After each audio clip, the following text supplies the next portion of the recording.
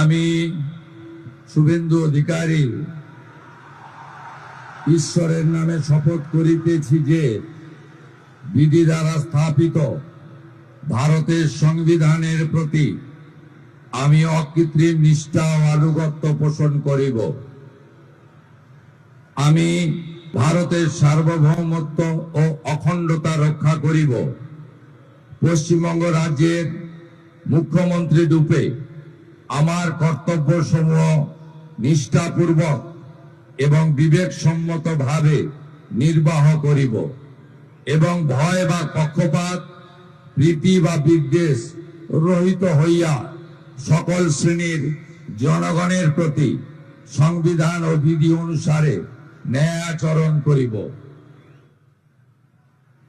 আমি শুভেন্দু অধিকারী ঈশ্বরের নামে শপথ করিতেছি যে পশ্চিমবঙ্গ রাজ্যের মুখ্যমন্ত্রী রূপে যে কোনো বিষয় যাহা আমার বিবেচনার জন্য আনিত হইবে বা আমি জ্ঞাত হইব, তাহা মুখ্যমন্ত্রী রূপে আমার কর্তব্য সমূহের যথাযথ নির্বাহের জন্য যেরূপ আবশ্যক হইতে পারে তদ্গতিকে আমি প্রত্যক্ষ বা পরোক্ষভাবে কোনো ব্যক্তি বা ব্যক্তিগণের নিকট জ্ঞাপন করিব না বা প্রকাশ করিব না।